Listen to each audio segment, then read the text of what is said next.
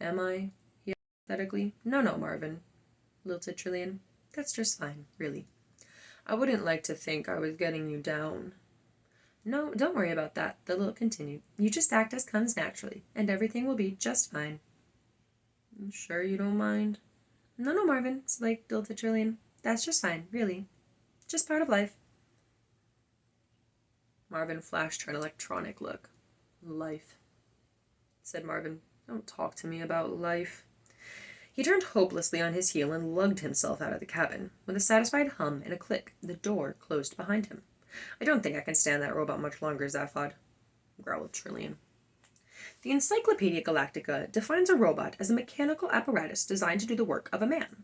The marketing division of the Sirius Cybernetics Corporation defines a robot as your plastic pal who's fun to be with. The Hitchhiker's Guide to the Galaxy defines the marketing division of the Sirius Cybernetics Corporation as a bunch of mindless jerks who'll be the first against the wall when the revolution comes, with a footnote to the effect that the editors would welcome applications from anyone interested in taking over the post of robotics correspondent. Curiously enough, an edition of the Encyclopedia Galactica that had the good fortune to fall through a time warp from 1,000 years in the future defined the marketing division of the Sirius Cybernetics Corporation as a bunch of mindless jerks who were the first against the wall when the revolution came. The pink cubicle had winked out of existence. The monkeys had sunk away to a better dimension. Ford and Arthur found themselves in the embarkation area of the ship. It was rather smart. I think the ship's brand new, said Ford. How can you tell? Asked Arthur. Have you got some exotic device for measuring the age of metal? No, I just found this sales brochure lying here on the floor. It's a lot of the universe can be yours stuff. Ah, look, I was right. Ford jabbed at one of the pages and showed it to Arthur. It says, sensational new breakthrough in improbability physics. As soon as the ship's drive reaches infinite improbability, it passes through every point in the universe. Be the envy of other major governments. Wow, this is big league stuff. Ford hunted excitedly through the technical specs of the ship, occasionally gasping with astonishment at what he read. Clearly galactic astrotechnology had moved ahead during the years of his exile. Arthur listened for a short while, but being unable to understand the vast majority of what Ford was saying, he began to let his mind wander, trailing his fingers along the edge of an incomprehensible computer bank. He reached out and pressed an invitingly large red button on a nearby panel. The panel lit up with the words, "Please do not press this button again." He shook himself.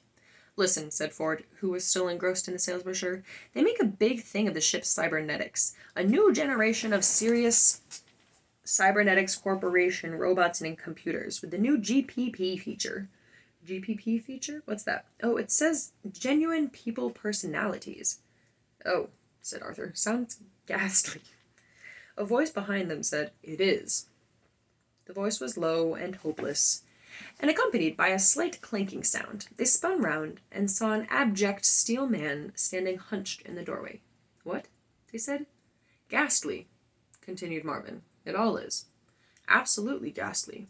Just don't even talk about it. Look at this door, he said, stepping through it. The irony circuits cut into his voice modulator as he mimicked the style of the sales brochure. All the doors in this spaceship have a cheerful and sunny disposition. It is their pleasure to open for you, and their satisfaction to close again with the knowledge of a job well done. As the door closed behind them, it became apparent that it did indeed have a satisfied style-like quality to it. Hum yama.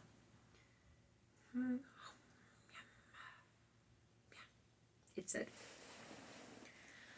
Marvin regarded it with cold loathing, while his logic circuits chattered with disgust and tinkered with the concept of directing physical violence against it. Further circuits cut in saying, why bother?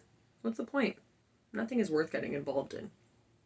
Further circuits amused themselves by analyzing the molecular components of the door and of the humanoid's brain cells.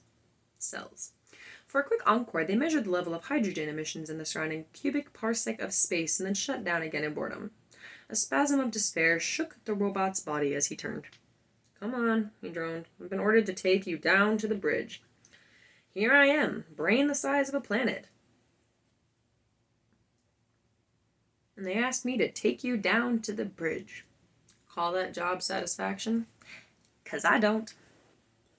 He turned and walked back to the hated door. Excuse me, said Ford, following after him. Which government owns this ship? Marvin ignored him.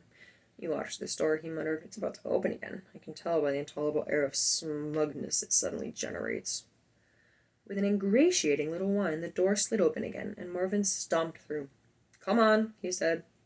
The others followed quickly, and the door slid back into place, with pleased little clicks and whirs. Thank you. The marketing division of the Sirius Cybernetics Corporation, said Marvin, and trudged desolately up the gleamed, curved corridor that stretched out before them. Let's build robots with genuine people personalities, they said, so they tried it out with me. I'm a personality prototype. You can tell, can't you? Ford and Arthur muttered embarrassed little disclaimers. I hate that door, continued Marvin. I'm not getting you down at all, am I? Which government started Ford again? No government owns it, snapped the robot. It's been stolen. Stolen? Stolen? Mimicked Marvin. Who by? Asked Ford. Zaphod Beeblebrox. Something extraordinary happened to Ford's face. At least 5 entirely separate and distinct expressions of shock and amazement piled up on it in a jumbled mess. His left leg, which was in mid-stride, seemed to have difficulty in finding the floor again. He stared at the robot and tried to disentangle some dartoid muscles. Zaphod Beeblebrox? He said weakly. Sorry, did I say something wrong? Said Marvin, dragging himself on regardless. Pardon me for breathing, which I never do anyway, so I don't know why I bothered to say it. Oh God, I'm so depressed. Here's another of those self-satisfied doors. Life! Don't talk to me about life. No one even mentioned it, muttered Arthur irritably. Ford, are you all right? Ford stared at him. Did that robot say Zaphod Beeblebrox? He said. And that is where we're at. All right. Once again, it has been lovely and splendid to be here and share this with you all.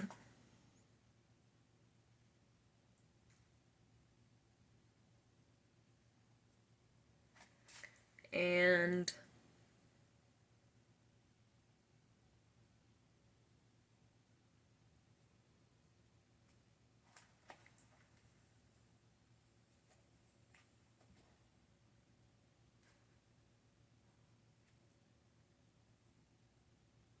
there. And we are going to read another of Jack Hirschman called Headlands. One went off to be alone by the great ocean voice. Another stood and sat at the same time. Another became myriad positions of meditation. Another descended the high rocks and entered the foam and ankle torrent. Another went off to be alone by the great ocean voice, hiding in a thicket. Another picked the nakedest lands and flowers. Another turned into a heron. Another became a piece of driftwood.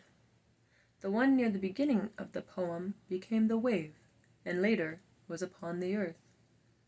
The heron became a whale, which made us all throw up our arms. The positions of the yoga became the pollen eyes of the flower I picked for you, who were the center of the voice of the great ocean. As it came into our lives again, with the familiarity of every thing in the world, it repeated, crashing against the rocks, its drama and stillness of precipices and inlets, of erosions and incredible resuscitations, the clear foam spatter of the orgasms of the eternal voice, the origin of the electrical ether, now unstinging between us, the bees of scud wetly upon our faces, torrential freedom of the limbs and the dreaming idioms of voyages, powerful as we floated on land which was the ocean itself, as human vessels of the horizoning of the letters of silence, long, long, longest, spool of softness in this fisherman's world,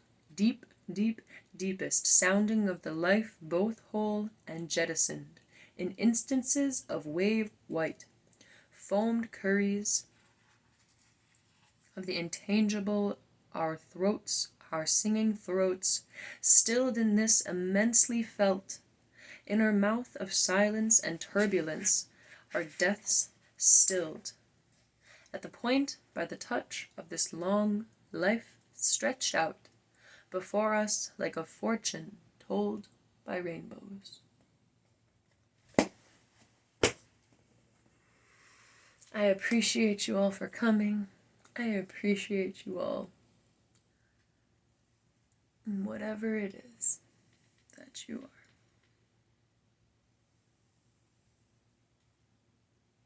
Catch y'all next time with my frosted tips. This has been your Daily Dose with Dee.